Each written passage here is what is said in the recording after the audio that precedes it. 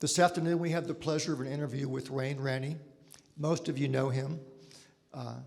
He was formerly a president of the Historical Society. He's a well-known Grand Canyon geologist, speaker, author, etc., etc.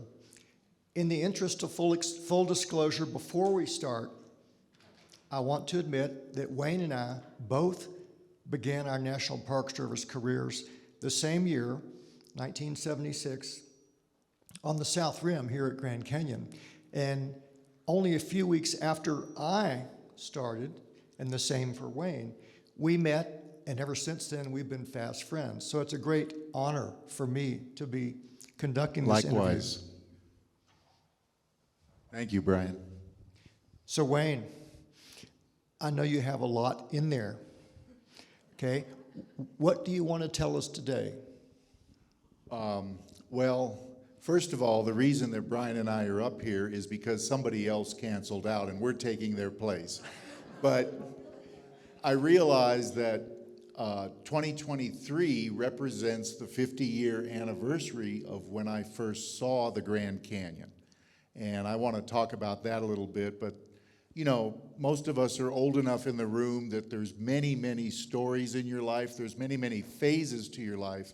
I just want to talk about the 3 years that I worked for the National Park Service and what set me on my career to be a geologist in the Grand Canyon. So I first saw the canyon in 1973, 50 years ago. Okay, well, your name tag, which has the date when you were first associated with the canyon, says 1967, or it should. How do you explain that? Okay, so Madeline Bryant, who did the registrations, we had everybody put the year that they first saw the Grand Canyon. I need to cross this out and say I was first exposed to the Grand Canyon in 1967. And that's when the Grand Canyon entered my consciousness. So I grew up in Southern California, a great place to grow up, lots of outdoor activities, great weather all the time. And I grew up 28 miles from Disneyland. And I've got a picture of myself here. This is the closest thing I have to an early picture of Wayne. That's my kindergarten picture. But in 1967, my best friend, Sam Lee, his father said, if you guys want to go to Disneyland any weekend during the summer, I will drive you there. You just have to pay your way in. And for the summer of 1967, Sam and I went to Disneyland every weekend. And we got so familiar with Disneyland, one time we just stayed on the train that went around the perimeter of the park. And on that train between Tomorrowland and Main Street was a diorama. And I think I have some pictures here. This is, by the way, if you want anything to know about Disneyland, that website there, davelandweb.com. This is a picture of Walt Disney for the dedication in March of 1958 of the Grand Canyon diorama and the Primeval World. And this is also the opening day. Of course, I was not there for that. But as I said, for one day in 1967, we were on the train all day, and we went through the Grand Canyon diorama probably 14 times. And anybody who remembers the diorama, the thing that they always talk about is the mountain lion. The mountain lion took front and center stage, and there must have been something about this diorama that just stuck in my head. And I'm probably up here on the stage today because of this. These are some of the posters that were up in the park to get you to ride the train, and it was just a wonderful thing, and so that's why it says 1967. I first saw the canyon in 73 on a hitchhiking trip out west. But okay. I wanted to make the Disneyland connection. I hope there's no park rangers in here for me comparing the Grand Canyon to Disneyland, but hey, here I am still. Well, that was a virtual visit. Tell us about your actual first in-person visit. Okay, so in 1973, I had just graduated from high school in 72, and I hitchhiked around the western U.S. And here's a picture of me during my hitchhiking days. So I went from being that cute little kindergartner to a wannabe hippie which in those days was a positive. So I wore the bell-bottom pants and I grew my hair really long, and that's my little dog, Pugsy. This was the night I returned home from this 6-week hitchhiking trip. My dad came up to me when I got home. He said, "Your mother hasn't slept for 6 weeks." But anyway, the first time I went to the Grand Canyon, and this is actually a map that I marked up after I got back from the trip, and I started there in Pomona, California, and took a Continental Trailways bus. The first place I saw the Colorado Plateau was right where the Utah-Colorado state line is on Interstate 70. And then we hitchhiked around and we went to Aspen, Colorado, and in Mesa Verde, me and my friend met up with 2 girls from Kentucky. And for 2 weeks, we were just on their trip. And they had this all planned out. And after we left Mesa Verde, we went to Canyon de Chelly, Petrified Forest. I went to Flagstaff for the first time. And the first place that I saw the Grand Canyon was from the North Rim. And it was July, it was monsoon season. And my first day at the Grand Canyon, the drinking age back then was 19, so we went to the saloon to get a little bit lubricated. We didn't even need that, because when we came out of the saloon, a fantastic monsoon storm moved into the canyon below us, and it went from brilliant sunshine to an electrical storm that knocked your socks off. Everything got wet, and as soon as it had come in, it had left, and everything was sparkling down in the canyon. And I was hooked. That one visit just really turned me on to the Grand Canyon, and I vowed to come back, and it took me 2 more years before my next visit, but that was my first view of the Grand Canyon. Well, your first view must have been a catalyst that led to something else. So what came next? So after I saw the Grand Canyon, I sent in applications directly to this park. And those of you that are old enough may remember these forms, the SP 171 form. This is an actual copy of one of the forms that I sent to Grand Canyon National Park. And it came with a cover letter that I wrote and said, "I will do anything in the park. I will work on the trail in the summertime. I will clean the toilets." And the only reason I have a copy of this is because after I did start working for the Park Service, the human resources man, it wasn't called that then, the human resources man said, "You sent in an application?" And he went right to his file cabinet and he pulled it out. He said, "Here's your application." And up there in the corner, you can see the date, January 2nd, 1975. Of course, these things were just filed away and never dealt with. This was the days of the Back to the Land movement, and everybody wanted to be a park ranger. And there were Vietnam veterans that were coming back from the war. They got 10 extra points on these SF 171 forms, so nobody could get hired. And of course, when I would send these in, they would just file them away and nothing would happen. But I did take a geology class at Riverside City College, and we had a 1-week field trip to Flagstaff, Sunset Crater, and we were supposed to hike down to Phantom Ranch. But an April snowstorm, the professor said, "Nope, we're not going to go down to Phantom Ranch." I was incensed. I had signed up for this whole semester of geology to just go to the bottom of the canyon. So I marched over to the backcountry office, which used to be a tiny, tiny little space right over here where park headquarters is now. And I got a permit for the following October. So October of '75 is when I was supposed to come back to the Grand Canyon. And that's kind of set me on my path to sort of be here more permanently. And one thing leads to another. So what did that backpack do for your being here now? What happened on it? So in October of 1975, I was working for the California Division of Forestry as a firefighter in Bishop, California. But I got a 2-week vacation, and with a high school buddy and his girlfriend, we took a 2-week trip, and we did a 4-day backpack in Bryce Canyon, an overnight backpack in Zion, and then we went rim to rim across the Grand Canyon. And I finally got to go to the bottom. And I chatted up a ranger on the North Rim named Rick Thorham. He worked there for many years on the North Rim. And just like everybody else, he said, "You'll never get hired here. There's so many people that want to work here." But he told me one thing. He said, "Sometimes they will hire volunteers. why don't you go over to the South Rim and ask for a volunteer position? So we did this 4-night backpack. In those days, you could camp at Roaring Springs. That was our first camp. And then we went to Cottonwood, and then we went to Phantom Ranch, and then to Indian Gardens, now Havasupai Gardens. And when I got up to the rim, we were all figuring out the expenses for this 2-week trip. We were right there in front of the Babbitt store. And as everybody got up to go to the car and go back to California, I stayed in my seat. And they said, Wayne, aren't you coming? And I said, no, I'm going to stay here and look for a job.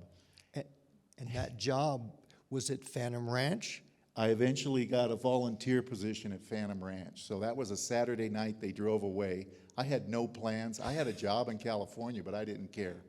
And on Sunday, I sat on the porch of the El Tovar and read John Wesley Powell's book. And then Monday morning, I walked over to the headquarters building at 8 a.m. I must have been very, very determined. And a ranger, Mary Oxner, was putting up the flag at 8 a.m. And I said, I'm here to talk to somebody about volunteering in the park. And they sent me to 2 or 3 different people, and eventually to Pete Nichols. And he said, well, I have a volunteer position for you, but I'm very sorry, it's down at Phantom Ranch. And it was the perfect thing for me. And in those days, they used to give $5 to the volunteers for food money. And it was October, and he said, I'm sorry, we're all out of volunteer money. I can't give you anything. All I can give you is a place to live, and you have to walk down to Phantom Ranch. And he handed me a radio and a brown shirt, and he said, get on the trail. I said, wait a minute, I got to go back to California and quit my job. So I took a week off and brought some things out. I came out to Arizona with $300 and everything on my back. And on October 6th, I walked down to Phantom Ranch and was a volunteer in the park down there. So I did get on. What did you end up doing down there at Phantom Ranch? I mean, we all want to know what happened back then, so let's hear some dirt from Phantom Ranch. Okay. Let me see what kind of pictures we have there. Oh, yeah, there's me as a VIP back in late 1975. I don't know who took that picture. It probably was Tom Davidson, who used to be a backcountry guy here. But the VIPs did everything that the Rangers did. I was just helping out the Ranger. And the only reason I got that position is because a volunteer working for SCA, Student Conservation Association, had just been promoted from his volunteer position to be the seasonal at Indian Garden. And so they had this opening at Phantom, and he gave it to me. So I picked up trash, and I patrolled the trails. I gave first aid. I was very, very keen on talking about the geology because I was an expert, right? I had a class in college that we didn't come down to the bottom. Also, we cleaned the blue goo toilets that used to be in Bright Angel Campground. Whoa. Okay. When you use the phrase blue goo toilets, it sounds like something from a horror movie, okay? You got to tell us more. It was a horror movie, let me tell you. There was only these 2 toilets to service all of Bright Angel Campground. And in those days, they used to allow 75 campers a night. So they were these porta potties. But just like on a jet, you could press a pedal down with your foot and this blue goo would swirl around. And that was a disinfectant for the solids that went in there. But the blue goo toilets also served as a receptacle for the things that people didn't want to carry out. And what we had to do is we had to open the little hatch in the back and pull out the tuna cans, the hiking boots, and the shirts that were also sitting in the blue goo with all of the other floaties that were in there. Because what they did, believe it or not, in these days is the blue goo toilets, you could pull a little cock on the bottom and all of the material would go into a burlap bag in a hole in the ground. And then every week the packers would pack out the solids, but the blue goo would just sink into the river cobbles and go into Bright Angel Creek. I know that Jonathan Upchurch earlier today was saying, oh, we're talking about history in the 60s. I guess I'm beating him by 10 years and saying, now we're going to the 70s. But in the 70s, it was this very primitive method for human race in Bright Angel Canyon. And there were horror stories about reaching in there. We didn't even wear gloves when we reached in there. Hopefully I lived to a ripe old age, but who knows about touching that stuff. And I've shaken hands with you? And the scorpions loved that because it was so moist and it was dark down there. So when you would take the burlap bag with all the solids, it would go to the packer station at Phantom Ranch, and then it would sit there and drain a little bit more, and the scorpions would crawl all over it. So you would always see scorpions when you would pull out these burlap bags. So you had this perspective on Phantom Ranch from the 70s, okay? And there's other people here who were there in the 70s, but it'd be nice to compare, if you could for us, compare and contrast your vision of Phantom from the 70s to the vision of Phantom when you've been here recently. Well, I think that's one of the reasons I just wanted to be here, is to give people a sense for what it was like at Phantom Ranch back in those days, you know, almost 50 years ago. It was very, very different besides the Blue Goo toilets. There were some nights, even though it was wintertime, there were some nights there were only 4 people in the campground. And the ranger who was down there, the paid ranger, he was a married man, but he was stationed at Phantom Ranch for 10 days every 2 weeks. Once he figured out that I could handle it, he would ride out, and I would be the only Park Service person down there at Phantom Ranch. And it was wonderful. I would patrol the trails, and I was learning about the geology. I became friends with a lot of the employees at Phantom Ranch, and I considered myself, as we call ourselves, ranchers. People that work at the ranch call themselves ranchers. I just really, really enjoyed it. One interesting thing is you saw the picture of me with the long hair. I went from that phase of my life to a uniformed ranger literally overnight. And there's something about wearing a uniform that causes people to all of a sudden want to write citations to people that are doing things wrong. And I asked Phil, who was the main ranger, I said, so if I see somebody with a dog or illegally camped, can I write him a ticket? And he kind of thought about it a little bit. He didn't know what the answer was, but he said, sure, if you want to write him a ticket, write him a ticket. And I remember writing tickets for people who had such a small infraction, like they set up their tent next to Phantom Ranch rather than in the campground. And I remember writing somebody a ticket for that. I soon got over that because there was a mentor for me who told me how to be a ranger. And he was the packer. His name was Stan Stockton. And he would take people under his wing, and he taught us how to be a ranger. He says, Wayne, when you see somebody with a dog or somebody who's building a fire, you know, the permit system was only 3 years old at this time, and it was still a learning curve for people. No dogs allowed, no fires in the inner canyon. You have to have a permit. They were free back then, but you just had to have a permit. He says, when you see somebody breaking the law, ask them how their hike's going first. He said, you shouldn't even bring up the infraction for 15 minutes. And it was golden advice, because what you would do is you'd establish a relationship with somebody, and then you would remind them of their infraction. And because of that, you usually didn't have to write a citation. In the few times that I did after that, I actually had people thank me for writing a citation. They said, thank you for the education. And I was blown away by that. So your VIP position, how long did you work at it, and what did it ultimately lead to?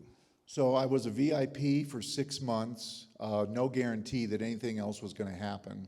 But I remember it was a cold March night, and at Phantom Ranch, we had an all-night party, and there was tequila involved. And I don't know if any of you have been young before, but when you're in your 20s, especially in that era in the 1970s, I mean, you could stay up all night, and it was a wild party. And there were dishes that were broken. It didn't involve any visitors, but it was in the back rooms of Phantom Ranch. And it was really wild. And I remember that I finally laid my head down on the concrete mantle in front of the fireplace of the rec building at 5 a.m. And a half an hour later, I've got my radio on my belt, and I hear over the radio, 210 on its way from the South Rim to Phantom Ranch. 210 was the number of the helicopter in those days. And I thought, holy shit, Pete Nichols found out about the party, and they're coming to fly me out in handcuffs. I was so paranoid.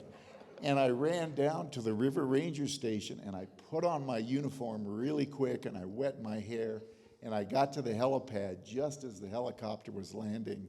And I almost shit my pants. I was just waiting for it. And Pete gets out of the helicopter. He says, "Wayne, you've done a hell of a job here. How'd you like to be the ranger at Cottonwood this summer?" And then I really did shit my pants because I couldn't believe it. So it was exactly the opposite of what I thought was going to happen. And so for the summer of 1976, I was the ranger at Cottonwood, and it was fantastic. It was probably one of the best years of my life. Well, that was heaven. It was. For you and for any of us. Can you tell us about being the ranger there? So that was the bicentennial summer, and I missed all of that. One thing I can mention is that when I was 10 days on and 4 days off, sometimes I would stay the 4 days down there just to play. So I'd be down in the canyon for 24 days in a row sometimes. I would notice that when I came back out to outer space, we always called that inner space, and this was outer space. When I came to outer space, people talk so fast. And somebody would say something, and before you could get a word in, somebody else would say something. And I just noticed I was going into wilderness mode. I was not used to visiting with people at that level. Every night I would go to Ribbon Falls to just check for illegal campers. So I did that 1.5 miles down, 1.5 miles back. It was fabulous to go to Ribbon Falls every night at sunset. I was very proud of the fact that during that summer we did not have any dragouts from Cottonwood. That's what you called it when you had to call in a mule and somebody couldn't hike out. We usually would get people to, think that they could make it out and then not have a drag out. So there wasn't as many dragouts in those days as there seem to be now. There wasn't as many medical problems. We have a lot more people hiking in the canyon now that really have no business being here. I think there was less of that then. But what else do I have here? Oh, here's some of the pictures of Bright Angel Campground from about the time that I was there. And in the 70s and the early 80s, they did not yet have the irrigation ditches at Bright Angel Campground. And you would just throw your tent out in this big wide open space and everybody could see everybody else. Now you kind of camp in these little cubby holes there. So I pulled these off of a website. There's a historic Grand Canyon Flickr site that has a lot of historic photos of Grand Canyon. In 1976, these were the kinds of things you would get from the Park Service. Mimeographs, stapled booklets, maybe 8 pages long on how to visit the Grand Canyon. These are the kinds of things that we dealt with in those days. This is when the burros were running wild in the Grand Canyon, and this is a Park Service-wide publication that came out every month. And it was really interesting to be down here with the burros. You'd hear them braying. You'd see them all over the cliffs of the Tapete Sandstone and on the Tonto platform, and you'd see their wallows. And here is after I got hired. That's Ranger Mark Sinclair on the right. He's the guy that got hired from his SCA volunteer position to go to Indian Gardens. And there I am in my uniform. And, some of you may know the photographer Tom Bean, who lives in Flagstaff. This was his first paid gig. And the Grand Canyon Natural History Association went to him and said, "We need pictures of the canyon. Just go out and take pictures of people." And I was hiking out from Cottonwood on this day. He even gave me a date, May 12th, 1976. I guess it is a little embarrassing to see myself 60 pounds lighter. But you see that canteen there, that's the canteen that I bought for my hitchhiking trip prior to that, and I still had that canteen, and that's the backpack I used on the hitchhiking trip. So it was wonderful to be at Cottonwood for those 6 months, and it was fantastic. There's another picture. I think Mary Aiken took that picture of me somewhere near where they were living. And there were this was used to be the publication. When you came in the entrance station, they would hand you this newspaper, and it had all the information about Grand Canyon. There's an article I wrote about rattlesnakes because I was working in the inner canyon, and I developed a love of rattlesnakes. But I recognized that not all the visitors loved rattlesnakes. So I kind of wrote this tongue-in-cheek, "Are there any rattlesnakes?" the visitor would say, and I'd say, "You bet, if you're lucky, you'll see one." And that's something that I still say to people when I go on my river trips. If we can go back just a minute, you made an allusion to something that I think is really important. Your closest neighbors were the Aikens, and tell us about them. Yes, Bruce and Mary Aiken were, Bruce worked the pumps that pumped water up to the North Rim. It was called Roaring Springs, and they lived just a little bit down from the pump station, but they were raising a family there, and they still lived in the old house that was built in the 1920s for the pump house operator. And I don't know what the next pictures are here. Yeah, there's Mercy and Shirley Aiken. These women are in their 40s now, but back in the summer of '76, this was a picture of them playing in a wheelbarrow. And Mary was a fantastic cook, and she would invite me up for dinner 4 nights a week. And so I'd walk 1.5 miles up to the Aikens' house and have dinner with them. And the girls, of course, were very cute at that time. In Tom Meyer's book, Over the Edge, Death in the Grand Canyon, he has a description of Shirley being stung by a scorpion in the middle of the night, and they called down to me, to the ranger. I couldn't do anything except run up there and say, she'll be all right. But that story is in Over the Edge, but that was a really big deal because she was only 2 years old, and to have that venom in a body that small could have been very dangerous, but she ended up being okay. It was a fabulous summer there, being at Cottonwood, and gosh, I thought I was on my way because I would get these wonderful letters. This is from a visitor, and they wrote this on September the 9th, 1976, and he's just commending the Rangers. He's talking about Gail Burak, who we've spoke about at this symposium, Mary Oxner, who was an interpretive ranger, just a fabulous woman, and then the fellow at Cottonwood Camp, whose name I've forgotten, and then my supervisor, Marv Jensen, who had come in while I was there. He reminded the guy who the ranger was there, and then they sent a copy of this to all of us. So it was really fun to be a ranger and to learn how to be a ranger and to interact with the public in a very positive way. Sometimes not everybody was playing by the rules, and yet it was wonderful to interact with people and get them on a positive footing to treat the Grand Canyon right. We should mention that your supervisor, Marv Jensen, went on to become the superintendent of Yellowstone. Oh, really? Yeah, he did. He was a big shot. He was also the first superintendent for the Mojave National Preserve once it was established. Huh. Okay, so the season of 1976 of you at Cottonwood came to an end. I suspect that you look forward to going back, but what happened over the winter? Okay, so yes, I did get qualified for rehire to go back to Cottonwood, and I was really looking forward to it, to the summer of '77. I started dating a woman who worked for Phantom Ranch, and we did a hitchhiking trip out to the Bahamas. We had to pay for an airfare to the Bahamas. We didn't hitchhike that part.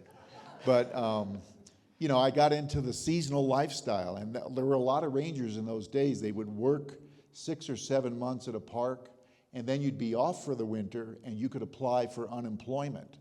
So I remember going into unemployment offices in Texas and in Florida, and every 2 weeks you had to fill out a form and say, yes, I'm still unemployed, and yes, I still am looking for work. I'm on the road looking for work. So this was a seasonal lifestyle, but we went to the Bahamas and went to an island where the mail boat only went once a week, so when we got dropped off there, we knew we were going to be there for a week. That's a whole nother story. But when I got back to the Grand Canyon in the spring of '77, Marv Jensen told me that he had some bad news. And the bad news was that a woman who was a park ranger who had worked here 3 years prior to myself had filed a complaint that I had gotten the job at Cottonwood and jumped ahead of her. Now, you have to remember, in those days, women rangers were not allowed in the canyon. They did not have women rangers. I can't believe that I was around for that. It didn't register to me that there were no women rangers, but Mary had a very good point, and she filed this complaint, which was a formal complaint, and they had to agree that they needed to do something. And the only place they could think to put her was at Cottonwood because there's no other people stationed there. They couldn't imagine the thought of a female ranger being at Phantom Ranch with a male ranger. And so Marv said, I'm sorry, Mary Langdon is going to go to Cottonwood, and instead, Grand Canyon National Park has been enlarged all the way down to Lake Mead, and we have a job for you as one of the first Grand Canyon Rangers on Lake Mead. And there I am being the Meadview Ranger. I was still a seasonal, and there was a permanent boss who had just come over from the Army Corps of Engineers who was my boss, and we patrolled the lower gorge of the Grand Canyon, so I was essentially a river ranger for the summer of '77. And Brian Brown came to visit me and took this picture. This is another friend of ours right here, Norm Henderson. He worked for the Resources Department, and he was very much involved with the removal of the burrows in 1980 eventually. But there you see me as a lower gorge ranger. This was my second season. This is technically in Grand Canyon National Park. This is Emery Falls before it all got grown in. And there's the picture I'm most embarrassed about. Thank you, Brian. That's official Park Service uniform in 1977. So I spent the summer of '77 living in a trailer in Meadview, but I was a Grand Canyon National Park ranger. So you watched the evolution of the whole Meadview, Upper Lake Mead kind of infrastructure happen. Can you talk about that? Yeah, it was very interesting. Lake Mead was full in those days, and people would motorboat up into the Grand Canyon and water ski. And a lot of the interactions we had with the public were not river runners coming down, although we did see that, and we would check their permits to make sure they were legal. But we interacted with a lot of people who were drinking and water skiing in the Grand Canyon. It's incredible to think of now because Lake Mead is so low and it's basically a river running at the bottom of the canyon. But we would check that they were wearing life jackets and that they had proper fire extinguishers and things like that. My immediate supervisor was a law enforcement ranger who had come over from the Army Corps of Engineers at reservoirs in the Sierra Nevada. And this was his first gig with the National Park Service. I remember one time, he and I, Glenn was his name, Glenn Fuller and I were driving in a government truck, and we drove up to the top of the Grand Wash Cliffs overlooking Meadview and Lake Mead, and we just happened to be listening to the radio, and one August day the news came that Elvis Presley had died. And of course, when you hear something like that, you always remember where you were. There I was on the top of the Grand Wash Cliffs. I'd love to go back there. I wonder where we drove up at. I don't know what it was, but that was kind of a fun summer, but it also kind of signaled sort of the beginning of the end of my Park Service career. I wasn't really happy not being at Cottonwood. Meadview, there was nobody out there that had anything to do with rangering. It was just me and my boss and a bunch of retirees, which I called old people. What were these old people doing out there?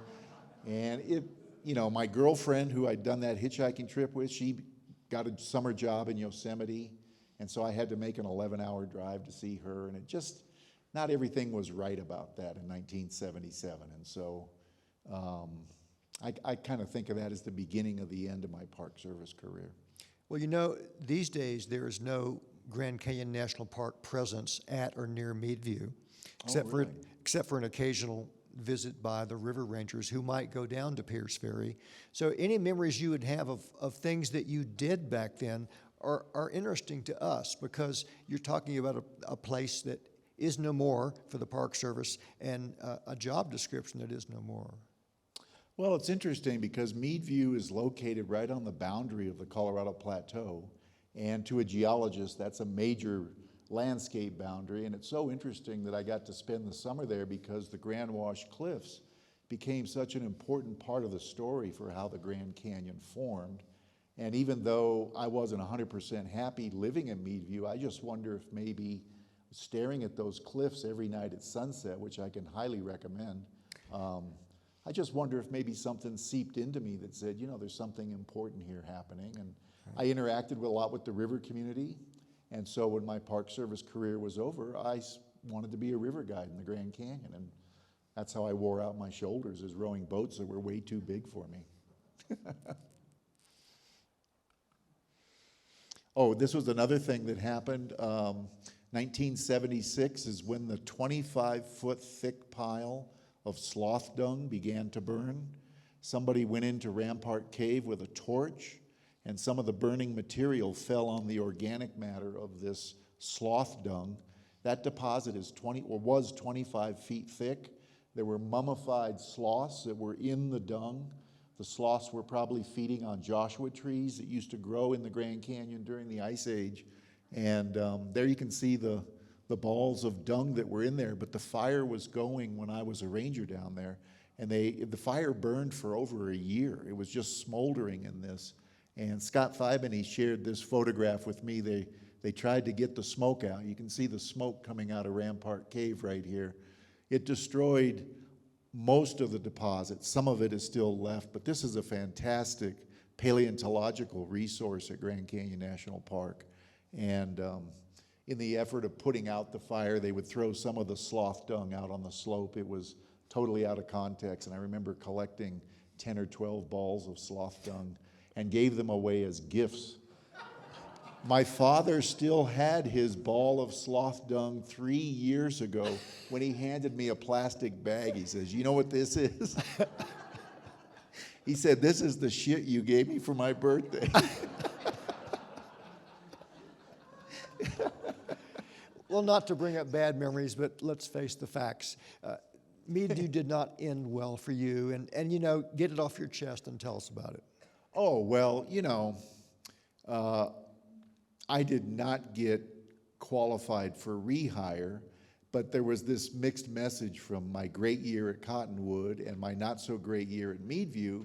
So after I did my winter of hitchhiking around the country and I came back to the park in 1978, that was a very, very big winter in northern Arizona, and a lot of the trails received damage. And the Federal Highway Administration, of all organizations, gave Grand Canyon National Park $100,000 to make emergency trail crews.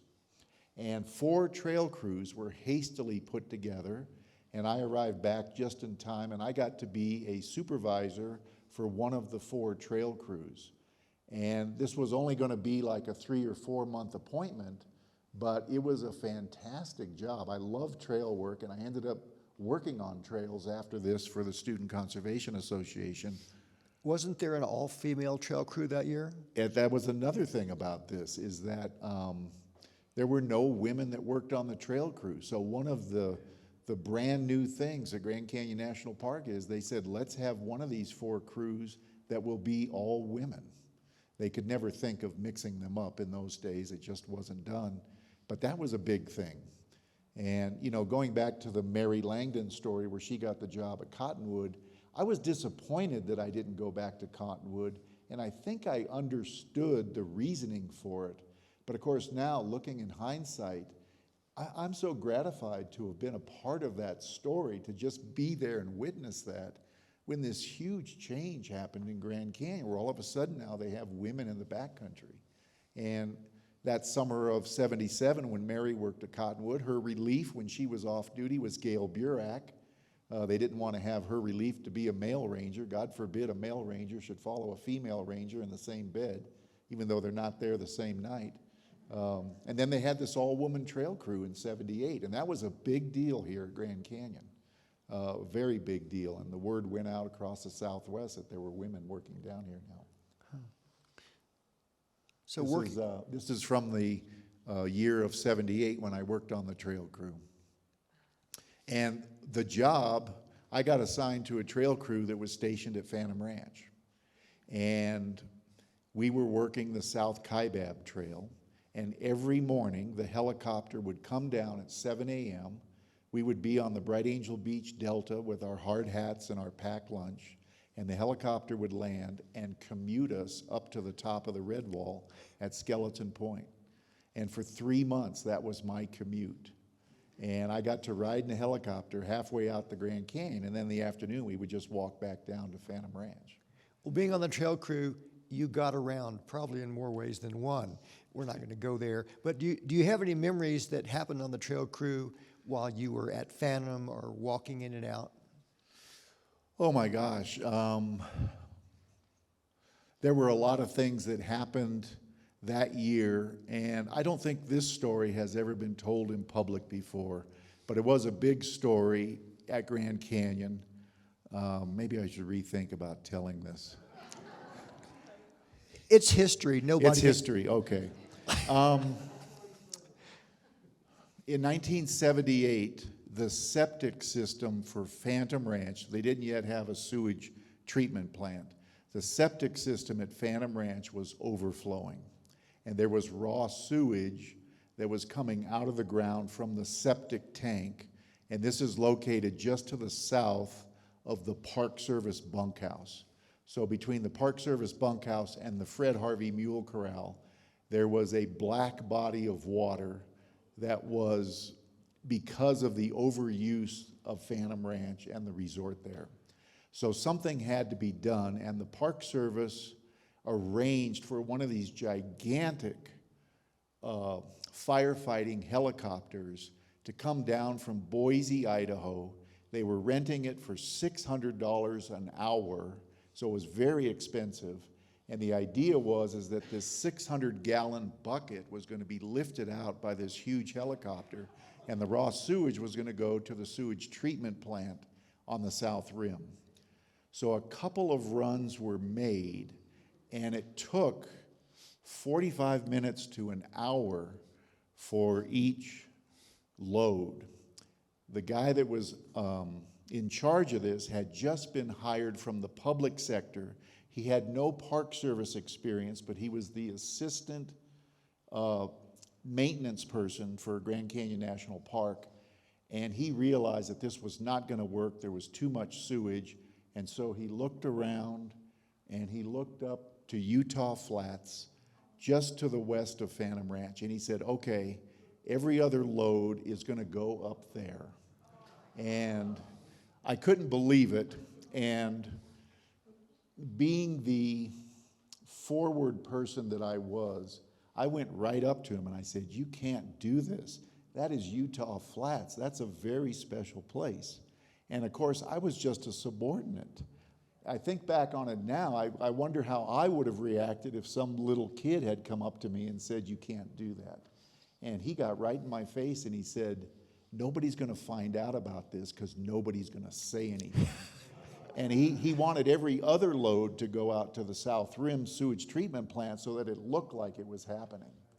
Well, when the word got out that this kerfuffle had happened on this watch, I immediately got called up to the superintendent's office. And the superintendent wanted to make sure that I was not angry enough that I was going to go to the Sierra Club. Who was the superintendent then? Merle Stitt Right. was the superintendent. He was the superintendent here for the whole time I was here and was superintendent for 10 years. And I got the sweetest talk from Superintendent Merle to please not tell anybody that this had happened. I think one other thing that I remember from being on the trail crew was when a film party came through. I also got to meet Emery Kolb. I got to arrange to have an audience with Emery Kolb for an hour.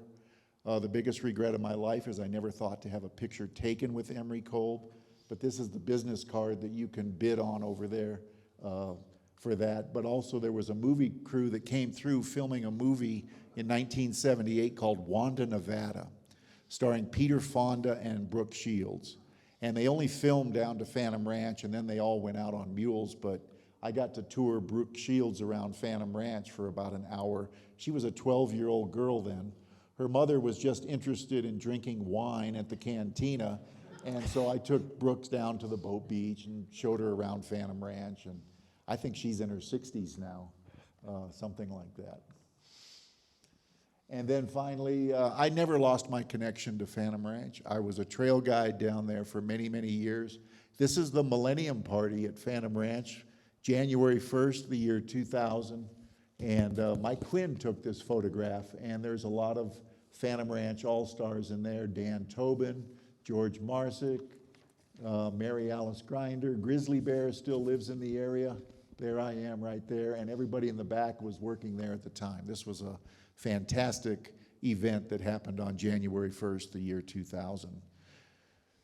So I just thought I would give everybody a sense for what it was like to live and work here in the mid-1970s. I hope I shed a little bit of light. 45 minutes isn't enough time for an interview, but yeah, those are my 3 seasons here at Grand Canyon. You never told me some of these things. I'm glad that you didn't repeat some of the things you do remember. We're almost out of time here, Wayne. So are there any parting thoughts you'd like to leave with everyone about what that experience did for you and what it might do for anyone else who spent that kind of time there?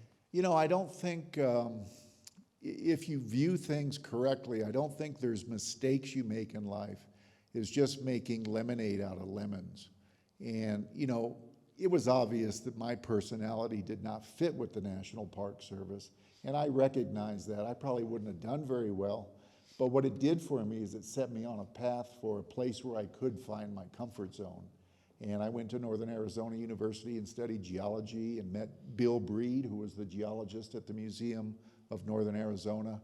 And it just set me on a path. I mean, I tell people all the time, I became a geologist because I lived at the bottom of the Grand Canyon for 3 seasons and I got all these rocks in my head. And that was a wonderful outcome for all of this. Thank you, Wayne. Thank you, Brian.